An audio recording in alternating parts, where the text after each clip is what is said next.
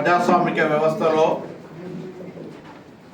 నియంతృత్వానికి తావు లేదని మరొకసారి దేశ ప్రజాస్వామిక వ్యవస్థలో అత్యున్నతమైనటువంటి వేదిక లోక్సభలో నిరూపమైంది. రాజకీయం చేయాలి, రాజకీయపరమైనటువంటి ఆటల ద్వారా ప్రజాస్వామ్యాన్ని బలహీనపరచాలనేటువంటి వాళ్లకు నిన్నటి బిల్లు బిగిపోవడం అనేది ఒక చెంపపెట్టుతో సమానం. దాన్ని కూడా రాజకీయంగా వాడుకొని మహిళలు ఏదో కాంగ్రెస్కు మహిళా బిల్లును వ్యతిరేకించిందని చెప్పేటువంటి ముసలి కన్నీరు కారుస్తూ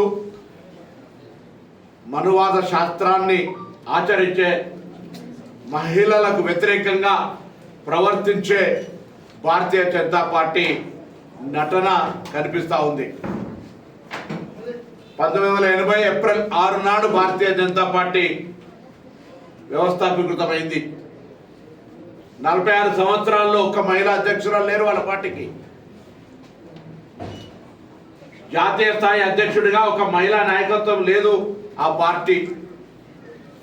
కాంగ్రెస్ పార్టీ స్వాతంత్రం తేవడంతో పాటుగా ఈ దేశ పురుష జనాభాతో పాటుగా సమానమైనటువంటి హక్కు ఉండాలంటే, ప్రజాస్వామిక భవిష్యత్తు నిర్ణయంలో వాళ్ళ భాగస్వామ్యం ఉండాలంటే ఓటు హక్కు మహిళలకు కూడా కలగజేసినటువంటి పార్టీ కాంగ్రెస్ పార్టీ. అంతేకాదు ఇలా స్థానిక సంస్థల్లో లేదా ఆనాడు రాజీవ్ గాంధీ గారు పంచాయతీరాజ్ యాక్ట్, దాని తర్వాత సోనియా గాంధీ గారు మహిళలకు 50%, ఇలా మహబూబ్ నగర్ మేయర్ మహిళగా ఉంది అంటే కాంగ్రెస్ పార్టీ ఇచ్చినటువంటి ఒక ఆలోచన విధానం తప్ప ఇంకొకటి కాదు అని బల్లగుద్ది చెప్పేటువంటి ధైర్యం కాంగ్రెస్ పార్టీకి ఉంది. అంతేకాదు మహిళలకు రిజర్వేషన్లు తేవాలని రాజ్యసభలో బిల్ పాస్ చేసి 2023లో లోక్సభలో పాస్ కావడానికి అన్ని విధాలా సహకరించినటువంటి పార్టీ కాంగ్రెస్ పార్టీ. కానీ డిలిమిటేషన్కు దానికి లెక్క వేసి మహిళా బిల్లుకు డిలిమిటేషన్ వాళ్ళ మనం జనరల్గా చట్టసభ నేను ఒక పార్లమెంట్ సభ్యుడిగా 5 సంవత్సరాలు పనిచేసిన,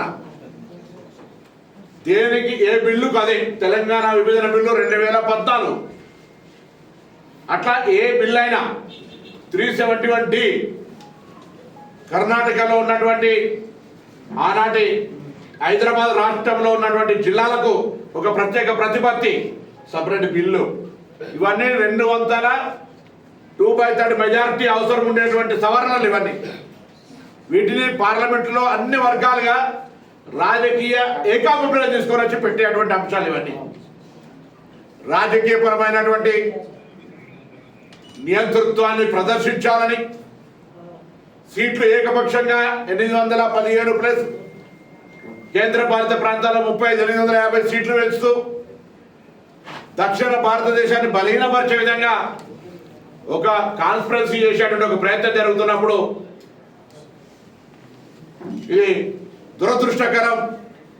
దానికి సంబంధించిన ఆ విధంగా పార్లమెంటులో చట్టాన్ని ప్రవేశపెట్టి దానికి అనుగుణంగా మళ్ళీ ఏదో మహిళల బిల్లును జోడించి ఇలా దేశవ్యాప్తంగా మహిళలకు ఏదో మోసం చేసిన మా స్థానిక పార్లమెంట్ సభ్యులు గారు కూడా నిన్న టీవీలో ఇంటర్వ్యూ చూస్తే ఆ తల్లి మంత్రి అయినా పార్లమెంట్ సభ్యులైనా కాంగ్రెస్ పార్టీ నాయకత్వం అంత ఎదగడానికి కారణమైనటువంటి మహిళా నాయకులు ఎదగడానికి కాంగ్రెస్ పార్టీ కారణం. నేనే వ్యక్తిగతంగా వారికి ఇష్టపడతలేదు.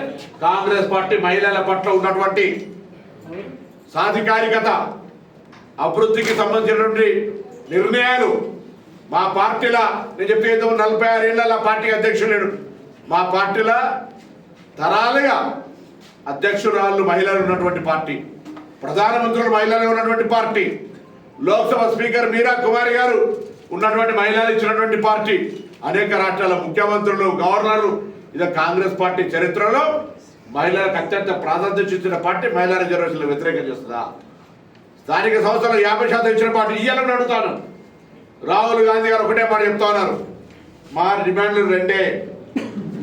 ఇప్పుడున్న 543 సీట్లలో ఆల్రెడీ ఆమోదం పొంది ఉన్నటువంటి మహిళా బిల్లు ప్రకారంగా రిజర్వేషన్లు వచ్చే ఎన్నికలు అమలైందంటే బిల్లు పెట్టండి, బేషరతుగా సపోర్ట్ చేస్తాం. Number 1 demand. నెంబర్ 2, మారుతున్న కాలానికి అనుగుణంగా కోటా, మహిళా కోటాలో sub quota SC ST BC ఉండాలి. అందరూ కూడా ప్రజాస్వామిక హక్కులో భాగస్వామ్యం కావాలి, మహిళల్లో కూడా ఉద్యమంగా ఉండాలి అనేటువంటిది కాంగ్రెస్ పార్టీ స్టాండ్, ఇండియా కూటమి స్టాండ్. ఇది వదిలిపెట్టి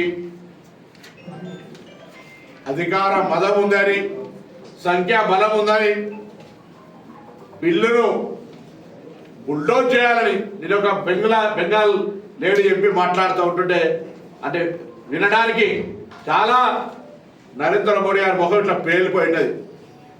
మాట్లాడుతూ ఉంది, అలా ప్రజల మీద బుల్డోజర్లు వచ్చారు, ఓట్ల పేరు ఓట్లు తీసేస్తారు, పార్లమెంట్లో మాట్లాడడానికి అవకాశం ఇచ్చి మాట్లాడుతుంటే ఇక్కడ కూడా బుల్డోజ్ చేస్తారు. పార్లమెంట్ డెమోక్రసీకి వేదిక, ఈ దేశ ప్రజాస్వామ్యంలో అత్యున్నతమైనటువంటి ఫోరం ఏదైనా ఉంటుంటే పార్లమెంట్ మెంబర్గా గెలిచినప్పుడు మనకు లోక్సభ మెంబర్ అడిగారు, పీపుల్స్ హౌస్ రిప్రజెంటేటివ్ అని ఇస్తారు పత్రం.